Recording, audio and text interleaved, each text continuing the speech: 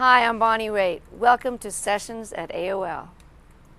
That was then and this is now. Found my way back here somehow. The way that I find songs has always been kind of mysterious, and I try to get out of my own way and let whatever music is sent to me or whatever I'm calling about, my friends asking who's under the radar that they love. You know, I try to listen with an open mind, but when it's a perfect fit, and it has to be, both lyrics and music, it's just kind of an organic process that, you know, when I feel it, it's like somebody you fall in love with. You can't answer why. But we both know I'm not going.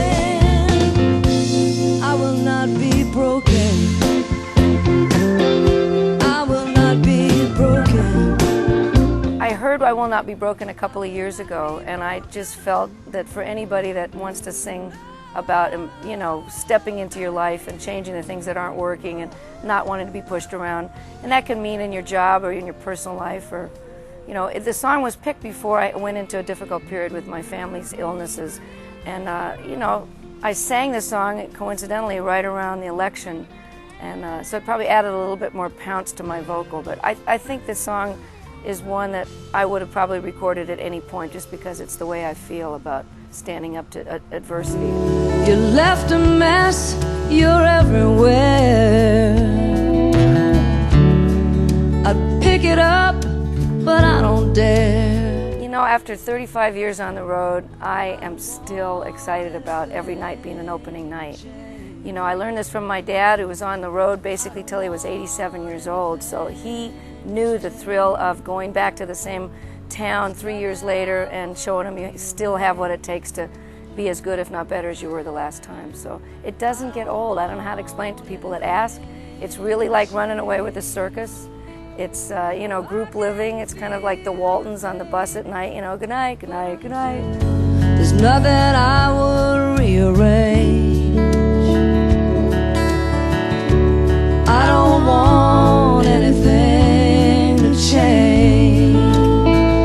My friend Kathy and I developed this concept called the Green Highway, and it involved kind of traveling with an eco village with alternative energy displays of wind and solar and biomass and building products, and inviting local activists from grassroots organizations that are working on conservation and alternate energy and issues like that to come and table out in the audience. I don't preach from the stage because I really feel that's not why people are there. They're here to hear the music, but I also like to marry my tour with raising money and consciousness for causes that I think are really important. And I don't think there's anything more important than getting our troops home, getting us off our dependence on foreign oil, and the best way to do that is to switch over to alternative energy solutions. So we're walking it like we talk it.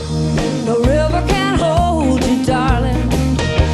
No covers can hide the tiny sheep.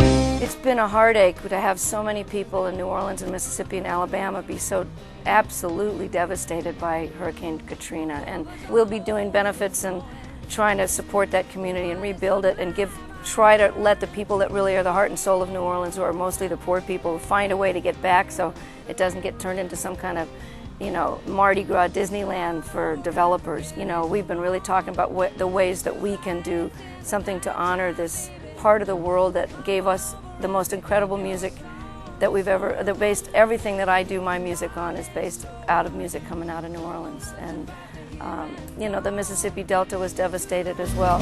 World in motion, speed your changes, close your distances, find your angel. This is a thrill to Jackson and I doing a duet.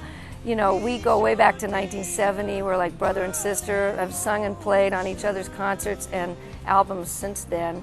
You know, we get along well enough to argue, you know, and we tell each other the truth.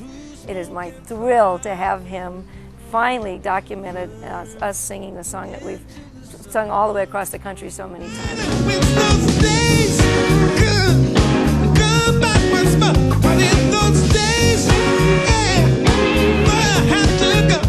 Stevie Wonder, what can I say? I mean, he's like for all of us. I mean, Ray Charles, Aretha Franklin, Stevie Wonder, these are the guys. These are the giants for me, and I'm so glad to know that his commitment to preserving honor and dignity in getting more work and royalty reform for rhythm and blues artists, as I am. He's very much committed to that as well. As an artist, I don't know if anybody garners more respect than Stevie Wonder.